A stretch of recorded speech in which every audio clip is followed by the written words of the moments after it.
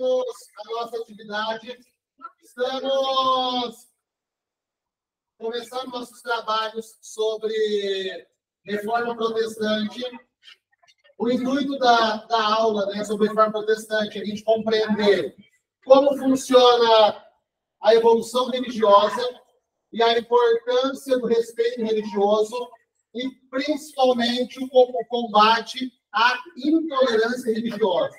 A gente sabe que nós estamos em um país cristão, em um país que foi colonizado pelo cristianismo, então a influência do cristianismo, principalmente da Igreja Católica, é muito grande. A Igreja Católica ela foi obrigatória a todos os cidadãos brasileiros até o fim da monarquia, então os seus feriados, os seus domínios ainda continuam, e nós ainda temos muita intolerância religiosa. Estamos aqui hoje com 3 equipes, cada equipe representando uma religião medieval. Então, aqui desse lado, nós temos a Igreja Católica Apostólica Romana. Desse lado, nós temos aqui o berço das igrejas evangélicas, que é a Igreja Calvinista. E aqui ao meio, nós temos uma igreja muito influente na parte oriental da Europa e alguns territórios da Ásia, que é a Igreja Ortodoxa. Nosso intuito, então, é fazer um comparativo, porque as 3 religiões aqui são religiões cristãs, certo? Então, primeira coisa, eu vou fazer uma pergunta à Igreja Católica Apostólica Românica.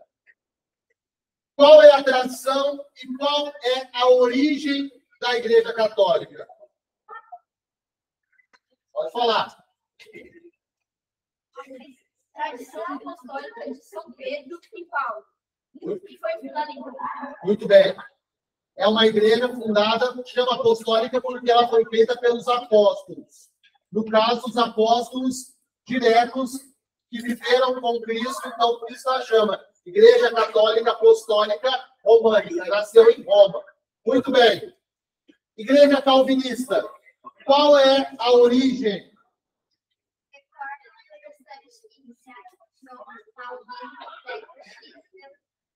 Século 16. Muito bem.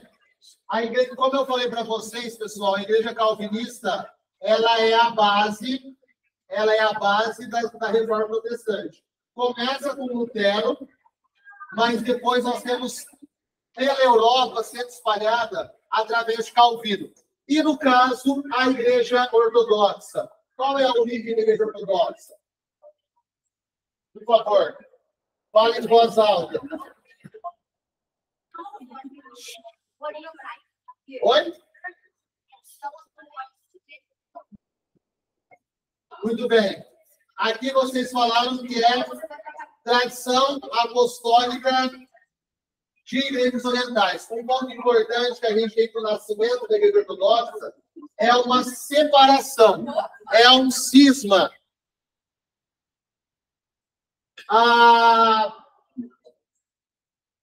No século XI, as 2 igrejas vão acabar brigando. A Igreja Católica e a outra Igreja Oriental. E vai formar 2 igrejas. Então, hoje nós temos a Católica e a Ortodoxa. São parecidas, só que a gente vai ver que agora são coisas totalmente diferentes. Para a gente entender essa separação, no caso da Igreja Católica, pergunta fácil. Quem é a maior autoridade da Igreja Católica? O Papa. No caso, quem é o Papa atual? Papa Francisco. Eu só respondo em mais alto. Papa Francisco. Muito bem. No caso da Igreja Ortodoxa, quem é a autoridade central?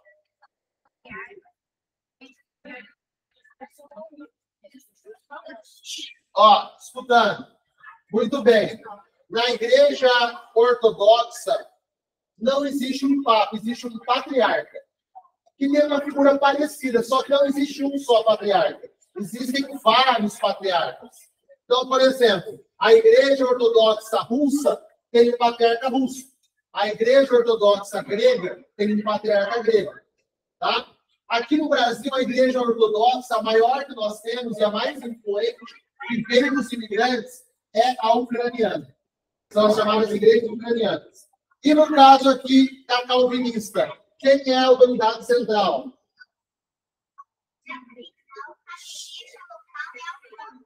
Exatamente.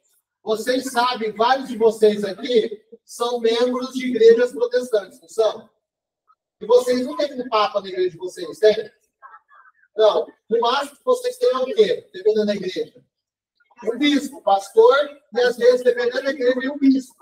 Só que o bispo é diferente, não é o mesmo bispo da igreja católica. Então não tem uma autoridade, nós temos nosso chefe, né, que mora lá na Europa, ou que seja aqui no Brasil. Não existe. Tá? Beleza. Agora, vamos aqui falar sobre a questão da salvação. Salvação. Segundo a Igreja Católica, como que atinge a salvação? Exatamente. Fé dependente. Fé e obras para a igreja. Exato. E para a igreja ortodoxa, como atinge a salvação? Da mesma forma, existe uma proximidade. Fé e obras. E agora, a igreja calvinista, como atinge a salvação? Mais alto.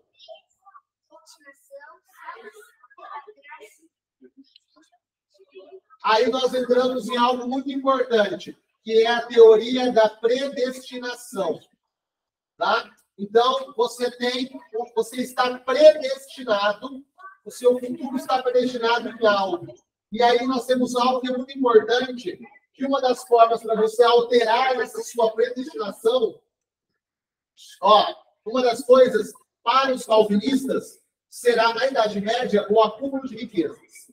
Por isso que é uma igreja para a burguesia, desligada dos interesses católicos. Então, por isso que é uma igreja que vai evoluir na era medieval.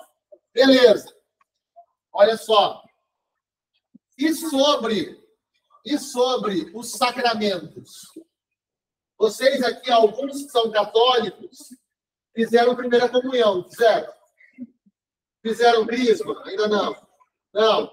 Mas isso, o que é isso? Isso é sacramento. O batismo é um sacramento, certo? Então, vamos falar então sobre os sacramentos. Igreja Católica. Como são os sacramentos da Igreja Católica?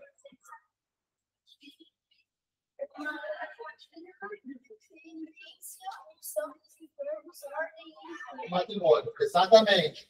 7 sacramentos. Batismo, a sequência, como você falou. Batismo, prestem atenção. Batismo, Eucaristia, a ordem está separada. Crisma, penitência, unção dos enfermos, matrimônio e ordem.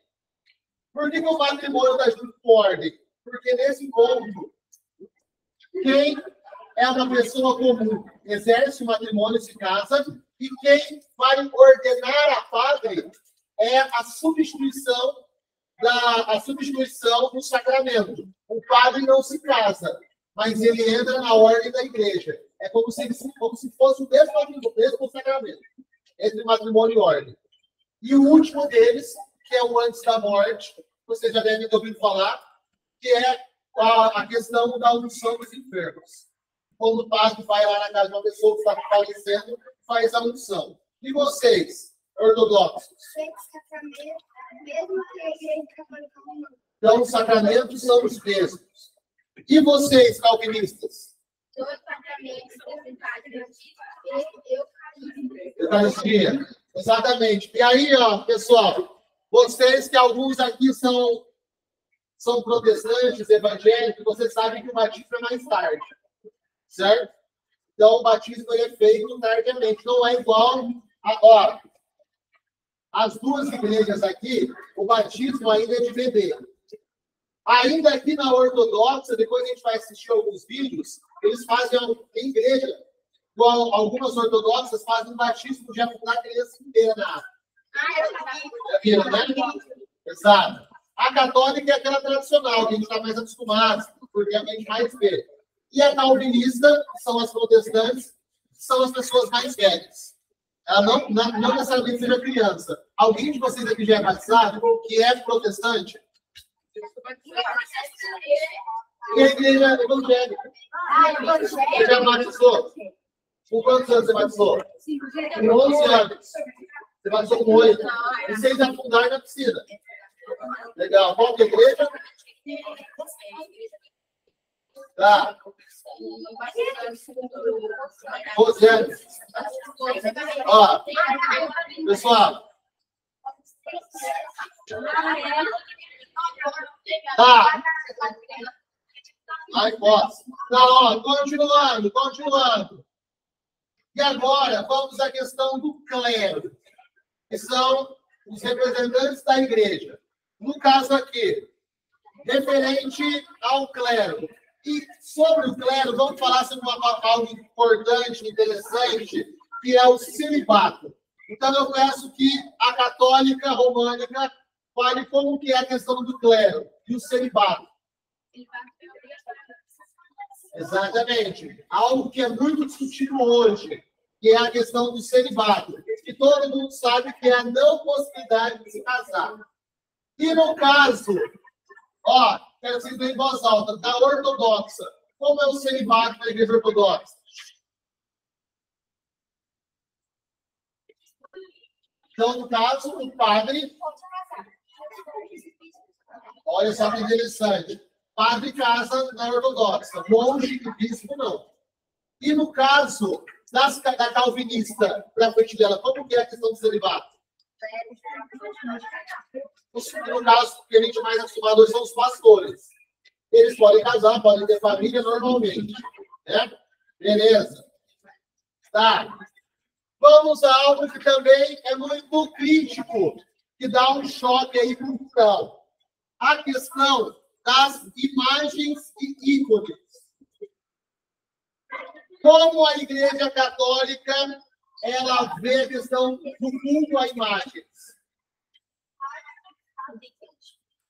A Igreja Católica, como vocês sabem, ela faz uso de imagens, é permitido, inclusive é santificado o uso das imagens. E no caso aqui da Igreja Ortodoxa, uso extensivo. Teve fases na história que membros da Igreja Ortodoxa invadiam igrejas e quebravam as imagens. Esse movimento ficou conhecido como iconoclastas, porque vários monges usavam as imagens para se defender. Então, criou-se o uso de quebrar imagens. Mas ainda se faz o uso de imagens na Igreja Ortodoxa. E na calvinista? Serviço de adoração, na pregação e nem protagonismo. Aí nós já temos um ponto. Há algumas igrejas evangélicas e protestantes, eles não fazem adoração à imagem. Você não encontra na igreja imagens de Virgem Maria, dela, ou imagens de outros santos, ou propriamente de Jesus.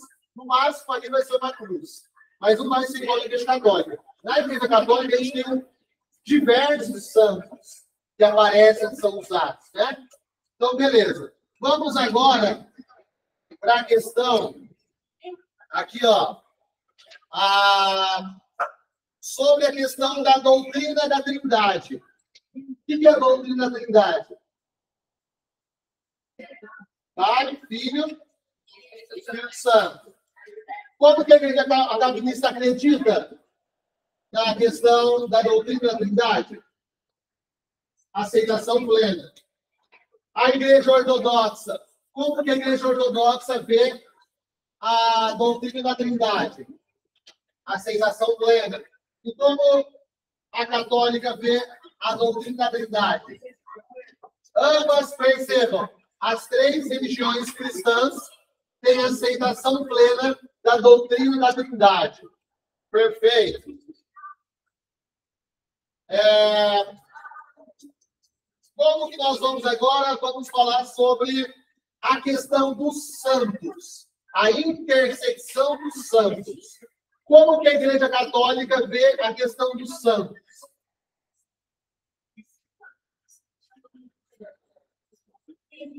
Interjeição. Exatamente. A primeira palavra é mais importante. A Igreja Católica vê os santos com veneração. Como que a igreja ortodoxa vê a questão dos santos? Da mesma forma, veneração dos santos e de Maria. E a igreja calvinista, como ela vê a questão dos santos? Primeiro ponto bom, rejeição. Então, nas igrejas protestantes, pessoal, isso é um ponto importante. Nas igrejas protestantes e calvinistas, nós não temos a adoração e a veneração de santos. O santo, ele é da igreja católica. Tanto que quem vai canonizar e santificar uma figura humana é a igreja católica. Então, você tem santos católicos apostólicos romanos e santos ortodoxos. Alguns são aceitos nas duas e outros santos não. São aceitos em uma só delas. Certo? Eu acho, pessoal, por hoje a gente fecha. Nós temos aqui, continuaremos trabalhando o conteúdo, aprofundaremos o conteúdo e talvez realizaremos essa atividade mais para frente de uma outra forma. Muito obrigado a todos e daqui a pouco nós acabamos. Obrigada.